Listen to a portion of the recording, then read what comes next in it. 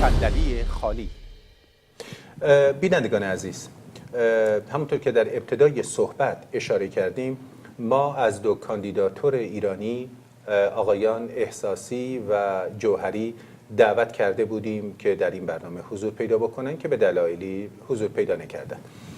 ما مجددا از این عزیزان دعوت میکنیم که اگر مایل باشن در برنامه‌های آتی صندلی خالی حضور پیدا بکنن، میتوانن اعلام آمادگی بکنن، با ما تماس بگیرن و بیان و در واقع این فرصت رو خواهند داشت که صحبت‌های خودشون، نقطه نظرات خودشون رو با شما در میون بذارن و پرسش‌هایی که در نبود اونها از میهمان گرامی آقای شیراوند دارم میپرسم و ایشون پاسخ میگوین، اونها هم این فرصت رو مسلماً دارن که در استودیو حضور پیدا بکنن.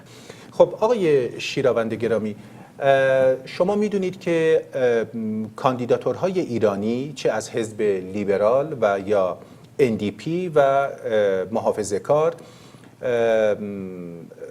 دارن بیشتر در واقع نقطه ثقلشون جامعه ایرانیه که بتونن حمایت ایرانی ها رو داشته باشن و نهایتاً رأی اونها رو داشته باشن. پرسش من این هست که در واقع در نظر داشتم از این عزیزان بپرسم که حضور ندارن، چرا باید ایرانیان به هموطن کاندید یک حزبی مثل حزب لیبرال رأی بده؟ چرا باید این کارو بکنه؟ ببینید آقا، صرف این که این ایرانیه، چون که ایرانیه باید مورد حمایت قرار بگیره؟ آیا این درسته یا چی جوریه؟ به نظر من سوال خیلی خوبیه و یکی از مسائل این که از نظر قومی یا در حقیقت نژادی یا بر فرض مثال ملیت، آیا به صرف اونها باید به کسی رأی داد؟ به نظر من نگاه بسیار غلطیه. بله. اگه اونا بخوایم در نظر بگیریم، احمدی نژاد هم ایرانیه، آقای موسوی هم ایرانیه، خامنه ای هم ایرانیه، خمینی هم ایرانیه. اگه اونا هم کاندید می شدن باید بهشون رأی می دادیم، یا حتی لابیشون در اینجا و نمایندگانشون که از کلی سرمایه آوردن و سرمایه گذاری کردند. بله. حالا آیا باید به اونها هم رأی بدیم؟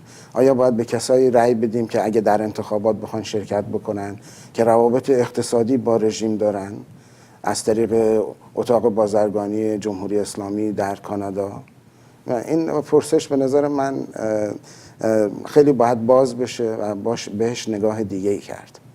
یعنی آقای شیراوند، برای اینکه من به جوابم برسم، صرف این که کسی در یک کامیونیتی، حالا در یک جامعه‌ای مثل جامعه مهاجرپذیر کانادا که ما در واقع جوامع مختلف هست، چینی، ایرانی، ایتالیایی، پاکستانی، افغانی، صرفاً این که کسی از اون کامیونیتی در واقع هست و کاندید شده برای پارلمان فدرال یا پارلمان استانی یا شهرداری ها، صرف این که از اون کامیونیتی معنیش این نمیتونه باشه که باید حتما بهش رأی داد، مگر اینکه فعالیت اون، سابقه اون و در واقع همه اینها رو باید در نظر گرفت و توانایی های اون فرد هم مسلما خیلی مهمه. ممکنه خب ایرانی ها به دلیل اینکه کشور ایران تحت حکومت جمهوری اسلامی خب مرتبا در کمیسیون های مختلف حقوق بشر سازمان ملل متحد هر ساله محکوم میشه به خاطر نقض حقوق بشر، خب شاید ایرانی و ایرانیان انتظار این رو داشته باشن که این نماینده‌ای که میخواد بره پارلمان خب چه واکنشی داره، میخواد چه پیامی رو به پارلمان، حالا خصوصا پارلمان کانادا یا پارلمان فدرال ببره. آیا منظور شما هم در همین چارچوبه، یعنی صرف این که ایرانیه نمیشه رأی داد، یعنی یا میشه رأی داد ولی کافی نیست؟ به نظرم کافی نیست. سیاست‌های فردی افراد، پوزیشن هایی که میگیرن، جایگاهی که از نظر سیاسی، اجتماعی، اقتصادی میگیرن و اون سیاست هایی رو که نمایندگی میکنن، چه در رابطه با حزبشون و در رابطه با خودشون، به نظرم اونا خیلی مهمتره. پرنسیپ هایی رو که اینا قائل میشن اونا از همه مهمتره. هستن کسایی که حزبشون میخواد یه سمت و سوی رو بگیره، ولی افراد اون سمت و سو نمیپذیرن و بعضی وقتا از حزب استعفا میدن یا به صورت مستقل در پارلمان قرار میگیرن.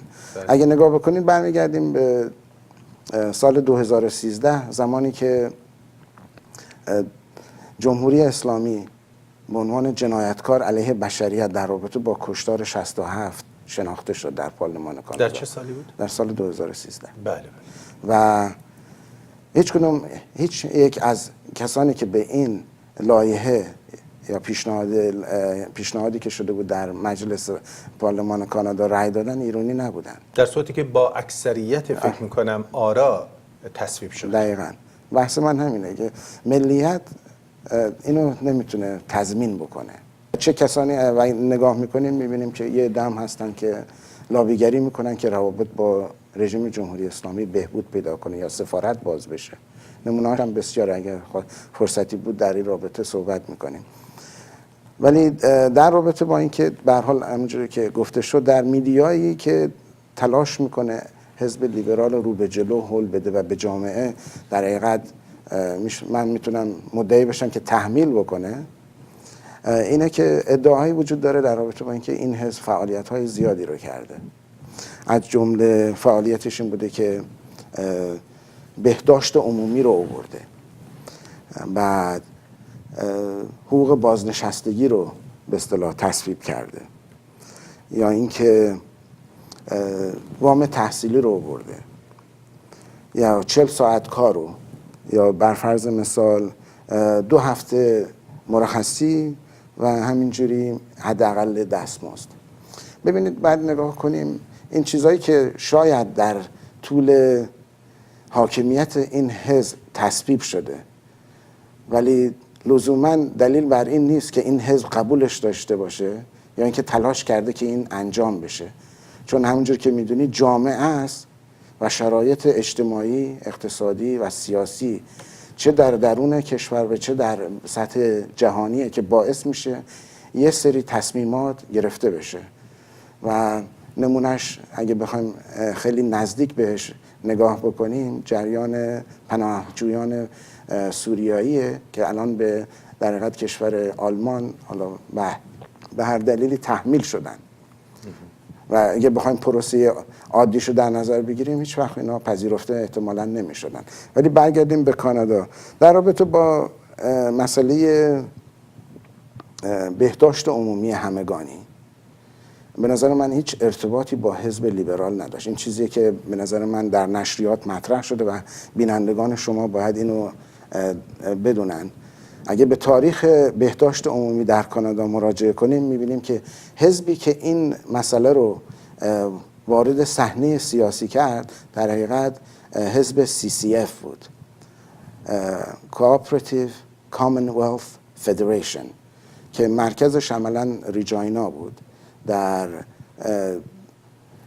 کمیته‌ای که تشکیل شد یا اون کنفرانس در چه سالی بود؟ 1933 این در حقیقت اومدن پلتفرمی رو که داشتن ارائه دادن در اون زمان که این حزب خیلی چپ میزد، اصلا هیچ ارتباطی با احزابی که الان وجود دارن حتی NDPش نداره. حزب لیبرال در حقیقت حزب اقلیت در پارلمان بود و باید ائتلاف میکرد و شرایطی رو به وجود می آورد که بتونه در قدرت باقی بمونه. صندلی خالی